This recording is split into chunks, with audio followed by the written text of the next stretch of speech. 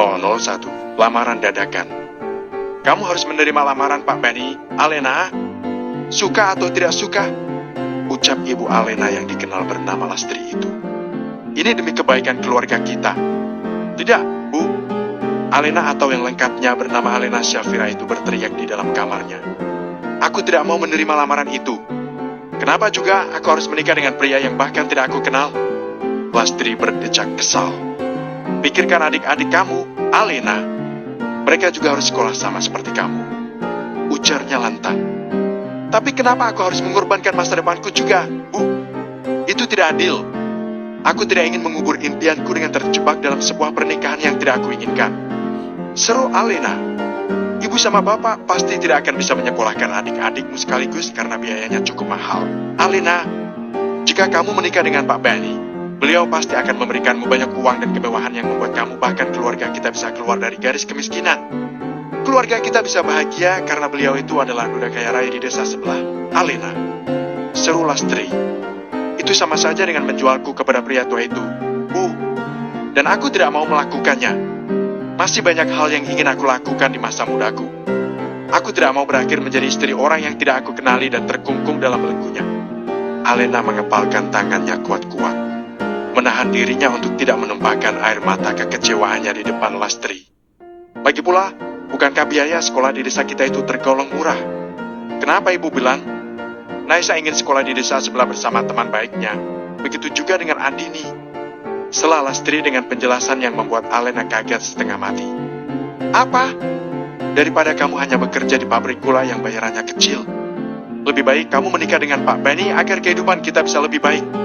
Hitung-hitung ini sebagai bentuk balas budi kamu karena sudah ibu dan bapak besarkan dengan baik, hingga bisa seperti sekarang. Kata Lastri seperti tidak memedulikan perasaan Alena.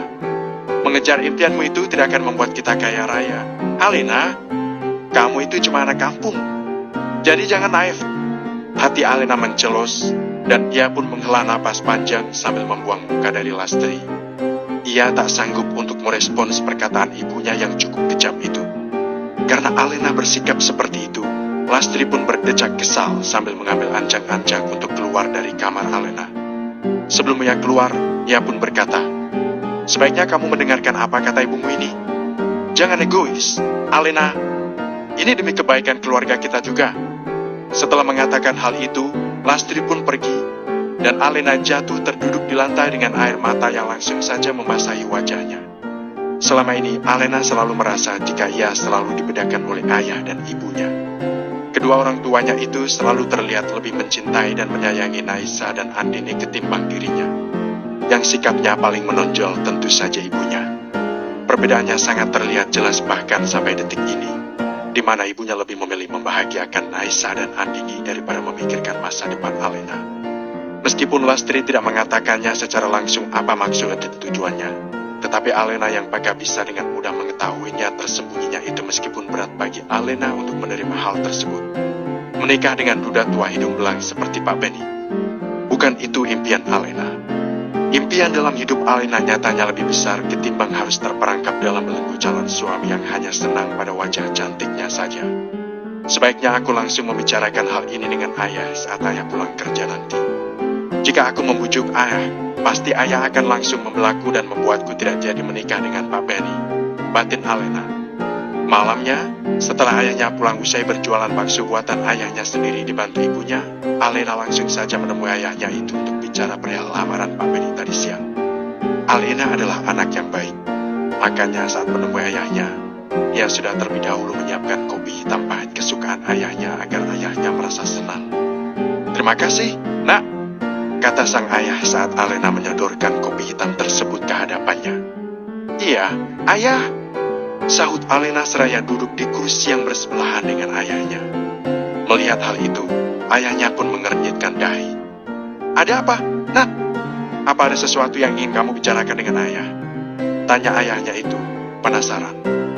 Dengan cepat Alena mengangguk, lalu menoleh ke arah ayahnya. Iya, ayah. Aku Alena. Sebenarnya ada satu hal yang ingin aku bicarakan dengan ayah. Dan semoga ayah mau mengerti keluh kesahku ini. Katakan saja apa itu, Nak? Ini soal. Tadi siang Pak Benny datang ke sini. Celetuk Lastri yang datang entah dari mana. Katanya dia mau menjadikan Alena sebagai istrinya. Apa? Sang ayah melotot kaget. Apa maksud dari ucapan kamu itu, Lastri? Kenapa laki-laki tua bangka itu bisa mengincar anak kita? Tentu saja karena dia jatuh cinta pada Alena.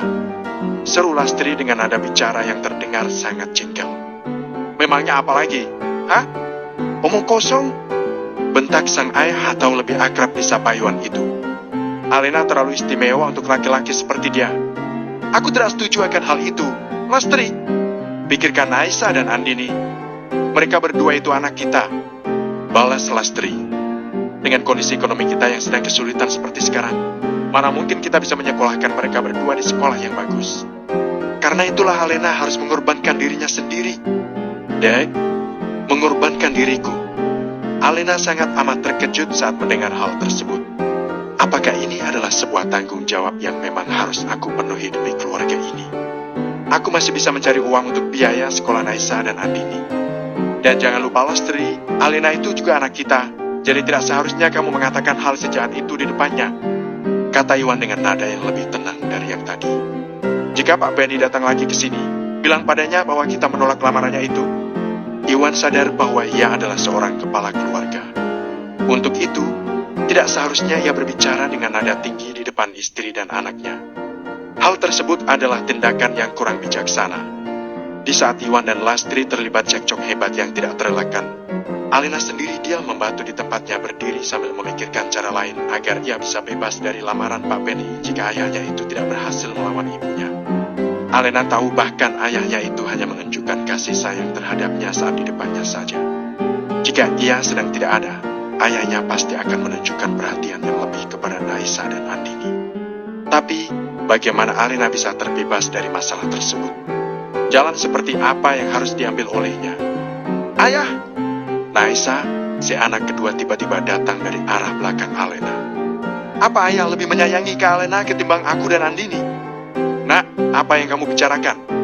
Iwan terlihat amat sangat terpojok. Tentu saja ayah juga menyayangi kamu dan Andini. Kalau memang apa yang ayah katakan itu benar, kenapa ayah tidak membiarkan Kak Alena menikah dengan Pak Benny? Kenapa? Ayah? Alena langsung mendelik ke arah Naisa. Kenapa kamu seperti ini, Sa? Mana mungkin kakak menikah dengan orang yang tidak kakak cintai? Kenapa kakak bisa egois seperti ini, sih? Bekik Naisa. Kakak kan anak pertama.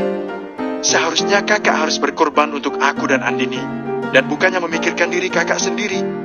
Apa kakak lupa kalau gara-gara kakak keluarga kita jadi dihindari oleh tetangga? Kakak harus bertanggung jawab soal hal itu. Pokoknya, kalau kakak tidak menikah dengan Pak Benny, aku akan membenci kakak selamanya. Naisa, Alena meneriaki nama Naisa saat Naisa berlari masuk ke dalam kamarnya. Seperti yang sudah diduga, Naisa sama sekali tidak mengindahkan teriakan Alena dan memutuskan untuk mengurung diri di dalam kamarnya. Lastri dengan cepat menghampiri Alena, lalu menampar pipi mulus gadis itu kuat-kuat hingga baik Alena maupun Iwan langsung kaget setengah mati. Telak, inilah untuk pertama kalinya Lastri melukai hati dan fisik Alena. Di saat Lastri melakukan hal itu, di saat itu juga Alena merasa kecewa pada ibunya tersebut. Alena langsung sadar bahwa bagaimanapun ia berusaha, ibunya tersebut akan tetap pada pendirian awalnya yaitu setuju pada lamaran Pak Benny. Puas kamu? Apa kamu puas karena sudah membuat adikmu sendiri terluka dan kecewa? Tanya Lastri sambil melotot ke arah Alena. Dasar anak tidak tahu diri. Ibu membesarkanmu bukan untuk menjadi anak yang egois seperti ini, Alena. Memangnya apalagi yang bisa kamu lakukan untuk menghasilkan uang yang lebih banyak daripada yang akan diberikan oleh Pak Benny saat kamu sudah sama menjadi istrinya? Aku bisa. Alah, memangnya bisa apa kamu? Hah? Lastri langsung memotong ucapan Alena dengan nada meremehkan. Mau pergi ke ibu kota? Lulusan SMA seperti kamu bisa apa, Alena? Palingan kamu hanya bisa menjual badan kamu saat pergi ke ibu kota. Lastri, seru Iwan dengan wajah tak percaya. Apakah seperti ini sikap kamu sebagai seorang ibu? Bagaimana bisa kamu mengatakan hal buruk seperti itu kepada Alena? Di mana hati nurani kamu, Lastri? Memangnya kenapa? Lantas Lastri pun tanpa ragu melotot ke arah Iwan. Tak ada rasa takut sedikit pun yang terasa dari dalam diri Lastri saat berhadapan dengan suaminya tersebut. Apa kamu akan tetap membela Alena ketimbang anak-anak kita sendiri? anak-anak kita sendiri? Apa maksud dari ucapan ibu itu? Tanya Alena seraya menatap Nanar ke arah Lastri. Apa maksud ibu? Aku ini bukan anak ibu dan ayah. Begitu? Mana mungkin seperti... Ya, sahut Lastri dengan nada lantang hingga memotong ucapan Iwan yang hendak menjelaskan sesuatu kepada Alena. Kamu memang bukan anak kandung kami.